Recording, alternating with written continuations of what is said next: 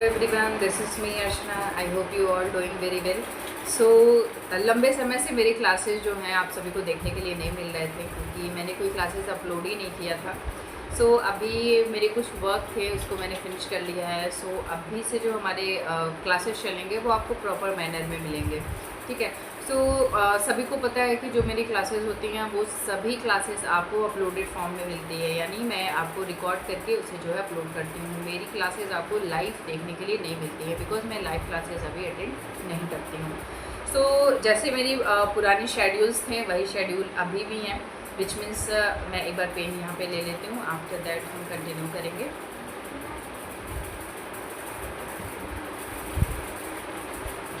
Okay.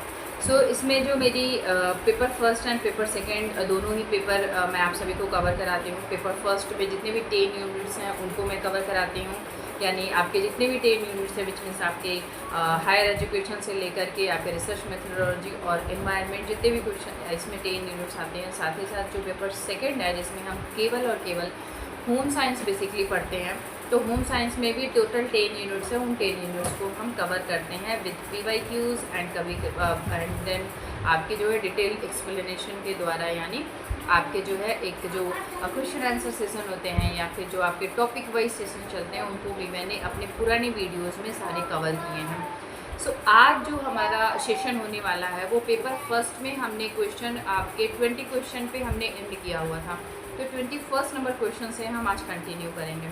So as we all know कि जो मेरी आपको क्लासेस देखने के लिए मिलती हैं वो पेपर फर्स्ट की क्लासेस मेरी 6 PM यानी इवनिंग में चलती है, और ये total Monday, Tuesday, Wednesday, Thursday, Friday and Saturday को होती है। और संडे में बेसिकली हम करते हैं मैराथन, जो केवल और केवल PYQ बेस्ड होते हैं, यानी जितने भी हमारी मैराथन जाते हैं वो PYQs होते हैं। और साथ में मैं यदि आप मुझे लगता है कि ये क्वेश्चन आपके लिए बहुत ही इंपॉर्टेंट हैं तो मैं उसे सोचती हूँ कि आपको और डिटेल में जो है उसे एक्सप्लेन कर दूँ, तो उसका एक लंबा सेशन आपके लिए ऑर्गेनाइज करती हूँ। Also you can join my YouTube channel UGC NET by Archana ma'am से जाकर के सर्च कर सकते हैं और इसे ज्वाइन कर सकते हैं। So paper first and paper second दोनों ही आपको YT चैनल पे अवेलेबल हो जाएंगे। मेरे कंटेंट जो होते हैं पेपर फर्स्ट पेपर सेकेंड दोनों ही आपके बाइलिंगुअल देखने के लिए मिलते हैं, एंड पेपर सेकेंड जो होता है वो 11:30 मॉर्निंग में चलता है, जिसमें हम केवल और केवल होम साइंस कवर करते हैं, यानी जो सब्जेक्ट होता है वो होम साइंस होता है। और ये टोटल 6 डे क्लासेस चलती है। संडे में हम करते हैं मैराथन, जो कई दिनों से आप सभी के चल रहे हैं pending. So first of all उन सारी चीज़ों के लिए जितने भी आपको कन्वीनियंस हुए हैं, जो इनकन्वीनियंस आपने फेस किए हैं, उन सभी के लिए मैं क्षमा प्रार्थी हूँ। सो इसमें आपके ये भी पेपर फर्स्ट पेपर सेकेंड दोनों ही बाइलिंगुअल चलते हैं, जिसमें हम PYQs प्लस थियरीज को कवर करते हैं। ऑल्सो यदि इस प्लेटफॉर्म पे आप नए हैं तो इसे subscribe, like, share and comment करिएगा। सो आज का जो हमारा सेशन होगा बेसिकली पेपर फर्स्ट का, उसमें हम 21 नंबर क्वेश्चन से कंटिन्यू करेंगे, क्योंकि इससे पहले के मैंने क्वेश्चंस आप सभी को करा दिए हैं। और ये मैं आप सभी को बता दूं कि ये सेट का पेपर है, बट जितने भी सेट के पेपर्स होते हैं उसके कई सारे कॉन्सेप्ट्स ऐसे होते हैं, आई एम नॉट सेइंग कि आपके रिपीटेड मतलब ये question as it is NTA नहीं पूछता है या फिर एज इट इज़ क्वेश्चंस उसमें नहीं आते हैं, बट कॉन्सेप्ट यदि आपका क्लियर है तो आप बहुत ही ईजी तरीके से कर ले जाएंगे। और मैं तो ये प्रेफर करती हूँ कि जो भी स्टूडेंट नेट का एग्जामिनेशन देने वाले हैं या फिर जिनका नेट है और JRF देने वाले हैं, तो उनके पास उनके जितने भी सेट के पेपर्स हैं, आपके MP सेट हो गए, आपके जो है झारखंड सेट हो गया, तमिलनाडु सेट हो, इन सारे पेपर्स को आपको सॉल्व करना चाहिए, क्योंकि बहुत अच्छे लेवल का क्वेश्चंस यहाँ पे पूछे गए होते हैं जो आपके न्यू को, आपके फाउंडेशन को मजबूत करने का काम करते हैं। सो इसमें आप देखेंगे कि 1-2 क्वेश्चंस आप NTA के द्वारा भी पूछे जाते हैं, जो इसमें पहला हम लोग का क्वेश्चन गिवन है। एक सेकेंड,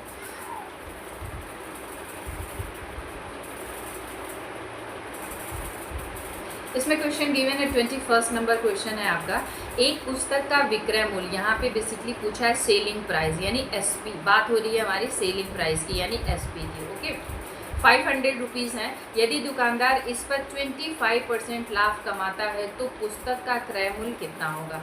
तो जितना भी आपने SP है, जो सेलिंग प्राइस है उसकी 500 है, ठीक है। लेकिन उस दुकानदार को जब वो 500 पे उसे विक्रय कर रहा है, सेल कर रहा है, आप यहाँ पे देखेंगे selling price of a book is RS 500 rupees if the profit made by the shopkeeper in 25%, then what is the cost of price of the book. उस बुक की बेसिकली प्राइस क्या होगी, यानी उसका क्रय मूल्य कितना होगा। तो जब आप इसको सॉल्व करेंगे तो इसका आंसर आएगा 400। ओके, नेक्स्ट क्वेश्चन इसी से रिलेटेड गिवन है, जो एक दो क्वेश्चन सेंड किए तो पूछता है। एक विद्यार्थी अपने गांव से 4 किलोमीटर घंटे की गति से स्कूल जाता है तथा 6 किलोमीटर घंटे से वो बेसिकली वापस आ जाता है, यानी वो रिटर्न करता है। यदि पूरी यात्रा में 4 घंटे और 10 मिनट का समय लगता है तो उस गांव से बेसिकली स्कूल की जो दूरी है वो कितनी होगी। सो इसमें टोटल 10 किलोमीटर आएगा। जब आप इसे सॉल्व करेंगे तो 10 किलोमीटर दिखाएगा। Student travel from his village to the school with the speed of 4 kilometre per hour and return with the speed of 6 kilometre per hour of if the whole journey take a 4 hour and 10 minutes, यानी पूरी जो उसकी journey है वो 4 घंटे 10 minute की है, तो उसका जो डिस्टेंस है उसके स्कूल का उसके गांव से कितना दूर होगा। So A number option will be the correct option, यानी 10 किलोमीटर ये आपका जाएगा। नेक्स्ट क्वेश्चन इसमें गिवन है, निम्नलिखित वर्णमाला की श्रेणी में प्रश्नवाचक चिन्ह के स्थान पे लगाएं, क्या लगाएंगे। तो इसको जब आप सॉल्व करेंगे तो ध्यान से देखेंगे कि ए से लेकर के एफ के बीच में आप देखेंगे तो ABCDE यानी 4 डिजिट यहाँ पे आ रही है। एंड ऐसे करके आप देखेंगे तो या फिर इस तरीके से या फिर यहाँ पे आप कर सकते हैं ABC यानी 2 का गैप जा रहा है।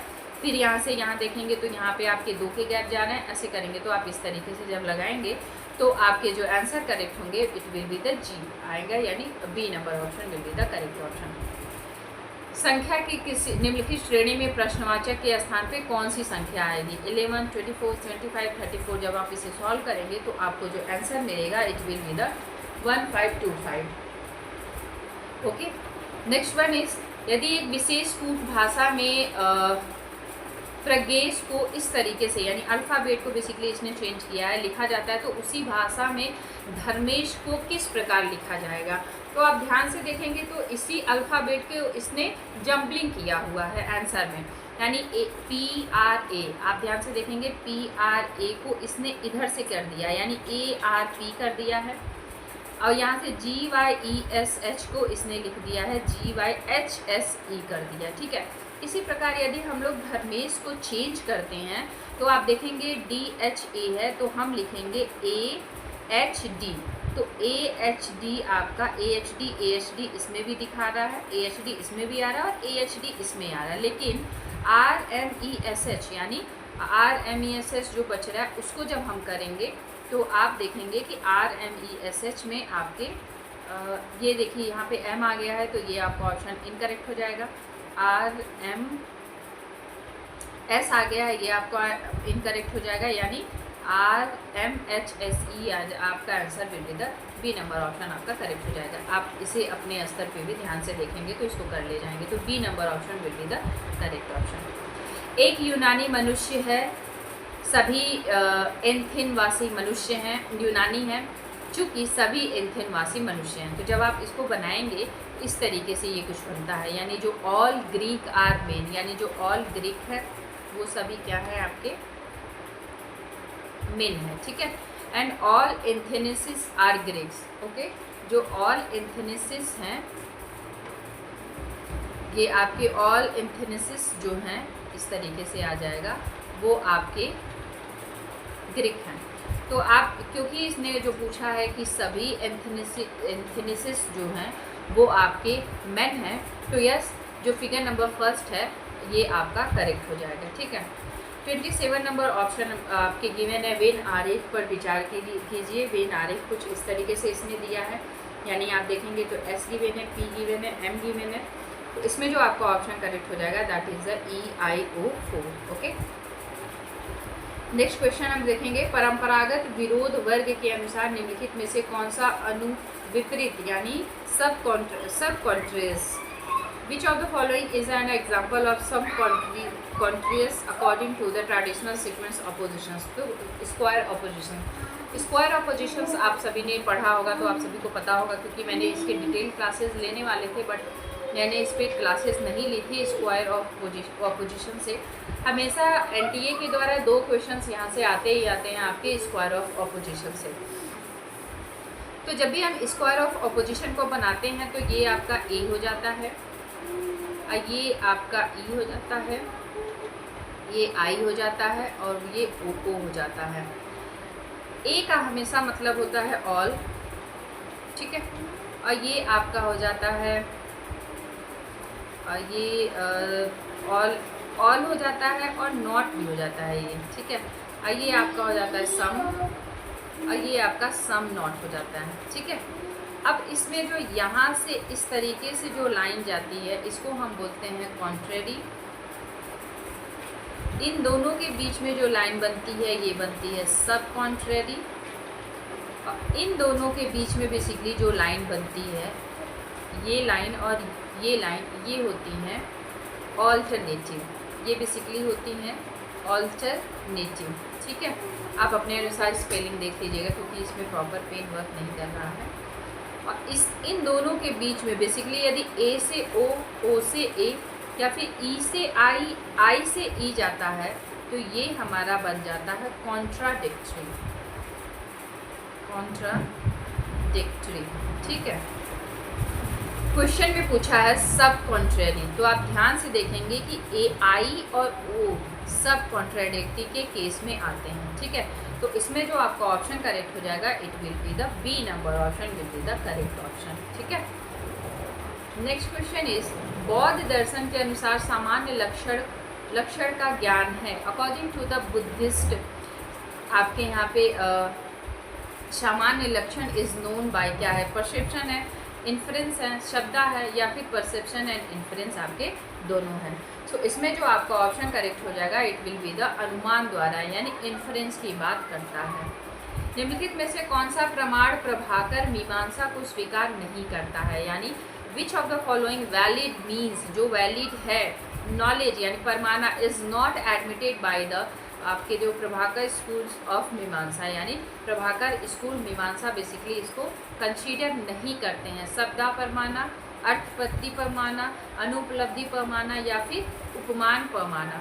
सो इसमें जो आपका ऑप्शन करेक्ट हो जाएगा दैट इज द अनुपलब्धि, यानी अनुपलब्धि को बेसिकली ये कंसीडर नहीं करते हैं। So C number option will be the correct option.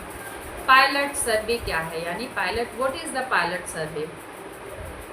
सर्वेक्षण जो विमान चालक द्वारा किया जाता है ऐसा कोई चीज़ नहीं होता है। प्रश्नावली में सुधार करने के लिए किया गया परीक्षण सर्वेक्षण होता है, या फिर जनसंख्या को लेकर किया गया सर्वेक्षण, या फिर नॉन ऑफ द एबव, यानी इनमें से कोई नहीं। ओके, सो इसमें जो आपका ऑप्शन करेक्ट हो जाएगा प्रश्नावली में सुधार करने के लिए कभी भी पायलट सर्वे, पायलट स्टडी या फिर पायलट एक फ्रेमवर्क तैयार किया जाता है, वो इसीलिए किया जाता है कि आपके जो प्रॉपर जो आपके रिज़ल्ट आ रहे हैं उससे पहले सूक्ष्म रूप में उसे तैयार करके देखा जाता है कि उसके रिज़ल्ट बेसिकली कितने एक्यूरेसी एंड अकाउंटेबिलिटी के साथ अप्रोप्रिएट मैनर में आ रहे हैं, ठीक है। So B number option will be the correct option, ठीक है। नेक्स्ट क्वेश्चन इज अनुसंधान का पहला चरण क्या है? The first step of research is, क्या होता है? डाटा कलेक्शन करना, एनालाइज करना, आइडेंटिफाई द प्रॉब्लम, या फिर पायलट सर्वे। तो हम सभी को पता है कि किसी भी अनुसंधान का पहला चरण ही होता है समस्या की पहचान, identify the problem. Okay, next question is शोध कार्य का खाका, पहले ही पूछ दिया यहाँ पे, blueprint of research work is called. Blueprint research of क्या कहलाता है आप, यानी खाका किस चीज़ को कहते हैं? ऑप्शन गिवन है, क्या आपके वो रिसर्च डिजाइन है, स्टेटमेंट ऑफ द प्रॉब्लम है, ये तो होता नहीं है, लिटरेचर रिव्यू, लिटरेचर सर्वे, लिटरेचर रिव्यू भी नहीं आते हैं, डेटा कलेक्शंस भी नहीं आते हैं। जब भी हम एक तो फ्रेमवर्क तैयार करते हैं, डिज़ाइन तैयार करते हैं, तो वो आपका हो जाता है रिसर्च डिजाइन, यानी रिसर्च फ्रेमवर्क, रिसर्च डिजाइन, ठीक है। दूसरों द्वारा एकत्रित और संकलित किए गए जो समग्र स्रोत होते हैं क्या है? Source of data collection and compiled of the other called, क्या कहलाएंगे? प्राइमरी, सेकेंडरी, प्राइमरी और सेकेंडरी, या फिर नॉन ऑफ द एबव। सो इसमें जो आपका ऑप्शन करेक्ट हो जाएगा दैट इज ऑब्वियसली, क्योंकि क्वेश्चन में पूछा है, आप देखेंगे दूसरों द्वारा एकत्रित और किया गया है, तो वो सेकेंडरी डाटा ही होगा। इसमें आप देखेंगे कि निम्नलिखित रेखा ग्राफ में 20 से 24 तक विद्यार्थियों के नामांकन के आंकड़े दिखाए गए हैं। गणना कीजिए कि 25 में कितने और विद्यार्थियों का नामांकन सुनिश्चित किया जाए कि 6 वर्ष औसत नामांकन 640 विद्यार्थी हो जाएं। ध्यान से आप देखेंगे तो यहाँ पे लिखा है एनरोलमेंट नंबर ऑफ स्टूडेंट, जो 765 इस तरीके से गिवन है, और यहाँ पे ईयर गिवन है 20, 21, 22, 23, 24 और 25 का बेसिकली रेशियो पूछा है। तो देखेंगे यहाँ पे 20 में 300, 500, 400, 600, 700, इस तरीके से जब आप डेटा को जब सॉल्व करेंगे तो इसका जो बेसिकली आंसर करेक्ट हो जाएगा दैट इज़ द 1340, यानी 1340 will be the right answer. Which of the following wire transmissions media is the faster, basically पूछ रहा है कि निम्नलिखित में से कौन सा तारों वाला ट्रांसमिशन मीडिया तेज कार्य करता है। ऑप्शन गिवन है आपके ट्विस्टेड पेयर, या फिर आपके कोएक्सियल, या फिर फाइबर ऑप्टिकल, या फिर आपके सेलुलर टेलीफोन। तो सभी को पता है कि जो फाइबर ऑप्टिकल्स हैं उनके बड़े बड़े तार जो है बिछाए जा रहे हैं, और फाइबर ऑप्टिकल्स ही आपके इस क्वेश्चन का करेक्ट आंसर होगा। ई रकम पोर्टल किसके कल्याण के लिए बेसिकली चलाया गया है? माइनिंग इंडस्ट्री, किसान, छात्र या बिजनेस इंडस्ट्री के लिए? सो ये आपका चलाया गया है बेसिकली फार्मर के लिए, जो ई रकम पोर्टल आया हुआ है। इंटरनेट पे प्रत्येक होस्ट कंप्यूटर को एक अद्वितीय संख्या से बेसिकली जाना जाता है। क्या वो आईपी एड्रेस होता है, टर्मिनल एड्रेस, सिस्टम एड्रेस, या फिर नोडल या फिर नोड एड्रेस? सो इसमें आपका आईपी एड्रेस होता है। आप सभी ने देखा होगा कि जो कंप्यूटर सिस्टम होता है, जो सिस्टम बेसिकली होता है, उस पर नीचे आईपी एड्रेस लिखा होता है, जो इस तरीके से कुछ होता है, यानी आपके 102.11. इस तरीके से आपके एड्रेस बेसिकली होते हैं। इसकी भी एक लिमिटेशन होती है, ये 155 से अधिक अंक इसमें नहीं हो सकते हैं। निम्नलिखित में से कौन सा संस्थान केंद्र एवं राज्य सरकारों को प्रौद्योगिकी संचालित करने के समाधान प्रदान करता है? Which of the following institutions provide technology driven solutions of the central and state government? Option given है आपके नेक्सकॉम, नेक, स्टेट बैंक ऑफ इंडिया, या फिर ये सभी। सो इसमें बेसिकली NIC बेसिकली ये प्रोवाइड करता है। URL ये NTA के द्वारा पूछा गया है, आई थिंक ये 18 और 19 में बेसिकली 19 का ये क्वेश्चंस है, जहाँ तक मुझे याद आ रहा है कि URL का बेसिकली फुल फॉर्म क्या होता है। सो यूनिफॉर्म रिसोर्स लोकेटर, यानी यूनिफॉर्म रिसोर्स लोकेटर URL का फुल फॉर्म होता है। आप देखेंगे सेट में भी एक ये पूछा गया है, ठीक है। गांधी सागर जलाशय का निर्माण किस नदी पर किया गया है? तो जब भी हम गांधी सागर का बेसिकली जो चंबल नदी है उस पर इसका निर्माण किया गया है। अपशिष्ट पदार्थों की डंपिंग में इस्तेमाल किए जाने वाला गाजीपुर लैंडफिल क्षेत्र किस जगह में स्थित है? MP, उत्तर प्रदेश, दिल्ली, हरियाणा? तो ये बेसिकली दिल्ली में सैचुरेटेड है। सॉरी। नेक्स्ट क्वेश्चन पूछा है, लवड़ी मृदा को इलेक्ट्रिकल कंडक्टिविटी और सोडियम अधिशोषण अनुपात के अनुसार चिन्हित किया गया है। क्या है आपका ये? ऑप्शन गिवन है आपके EC आपके 4 से, आपके SAR 13 से कम होना चाहिए। तो इसमें जो B नंबर ऑप्शन मिलेगा करेक्ट ऑप्शन, यानी EC = 4 से अधिक, और आपके SAR 13 से कम होनी चाहिए। नेक्स्ट क्वेश्चन इसमें गिवन है, भारत में BIOES नीति जैव प्रौद्योगिकी विभाग भारत सरकार द्वारा दी गई है।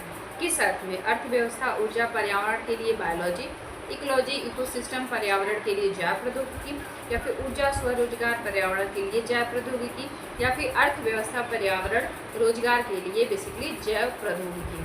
तो इसमें जो आपका ऑप्शन करेक्ट हो जाएगा that is the biotechnology for the economy, environmental and the environment की बात बेसिकली इसके द्वारा की जाती है। Next one is national green hydrogen mission belonging to at the list of 5 million metric ton of productions of green hydrogen per annual by? कितने basically बोला गया? क्या वो 45 में होगा, 30 में होगा, 47 या फिर 17 में होगा? तो इसमें बेसिकली बोला गया है कि 2030 यानी 2030 तक 5 million ton basically national green hydrogen mission को प्राप्त करने के लिए कहा गया है। नालंदा विश्वविद्यालय के खंडहरों को किस वर्ष यूनेस्को में बेसिकली वर्ल्ड हेरिटेज में साइट किया गया था? क्या वो 14, 16, 17 या 15 में किया गया था? तो ये बेसिकली 16 में बेसिकली इसे जो है वर्ल्ड हेरिटेज स्थल के रूप में बेसिकली इसे जो है घोषित किया गया था, यानी उसमें नालंदा विश्वविद्यालय को रखा गया। तो आप सभी को पता होगा कि नालंदा विश्वविद्यालय में बेसिकली ज़्यादातर वो जो चीज़ें वहाँ से क्वेश्चंस आते हैं वो होता है। ये बेसिकली नालंदा विश्वविद्यालय गुप्ता पीरियड में डेवलप हुआ था और वहाँ पे जो मेडिसिन का बहुत प्रसार था, ठीक है, सरकार द्वारा। और यहीं पे सबसे बड़ी जो है आपकी लाइब्रेरी भी थी, ठीक है। सरकार द्वारा विश्वविद्यालय अनुदान आयोग की स्थापना संसदीय अधिनियम के द्वारा किस वर्ष में की गई थी? The government established the university grant commission by the act parliament in the year, किस ईयर में? 50 में, 80 में, 56 या फिर 48? So as we all know, सभी को पता होगा कि 1956 में बेसिकली पार्लियामेंट के द्वारा ये आया था। कौशल विकास एवं उद्यमिता मंत्रालय द्वारा प्रस्तुत संक्षिप्त व संकल्प का अर्थ बेसिकली क्या है?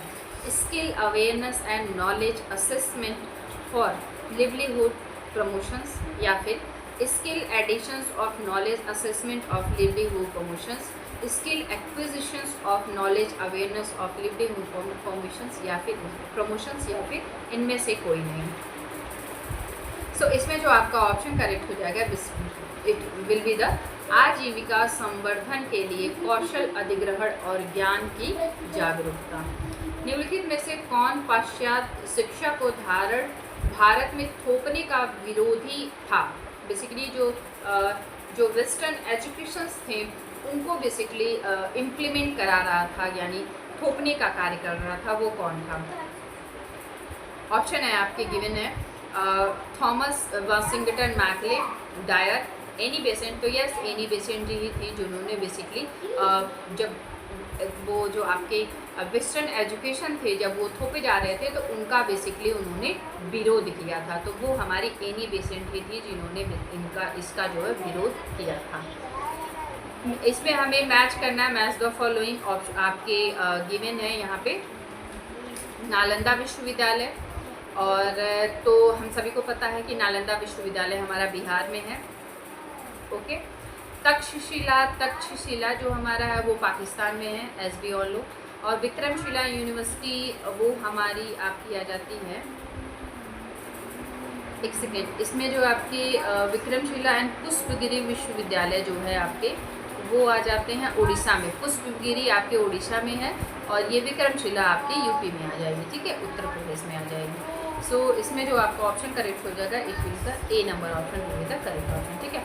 नालंदा बिहार में है, तक्षशिला पाकिस्तान में है, एंड जो विक्रमशिला हमारे उत्तर प्रदेश में है, एंड जो पुष्पगिरी विश्वविद्यालय जो है वो हमारा उड़ीसा यानी उड़ीसा में पड़ता है। So A number option will be the correct option. I hope आपको ये सेशन अच्छा लगा होगा तो इसे आप लाइक, सब्सक्राइब एंड शेयर करिएगा। And also you can join my YouTube channel UGC NET by Archana ma'am से जाके सर्च कर सकते हैं और इसे ज्वाइन कर सकते हैं। फिर मिलते हैं नेक्स्ट सेशन में नेक्स्ट वीडियो के साथ, तब तक के लिए thank you, bye bye and take care. और आप पढ़ते रहें, चाहे वो कोई सा भी चैनल हो, आप सभी आपके कॉन्सेप्ट क्लियर होने चाहिए, क्योंकि आपको एग्जामिनेशन देना है तो आप किसी भी प्लेटफॉर्म से पढ़ें, बट आपके कॉन्सेप्ट क्लियर होने चाहिए। यदि आपके कॉन्सेप्ट क्लियर हैं तो आपकी सफलता आपके लिए सबसे ज़्यादा इम्पोर्टेंट है। So thank you, bye bye and take care.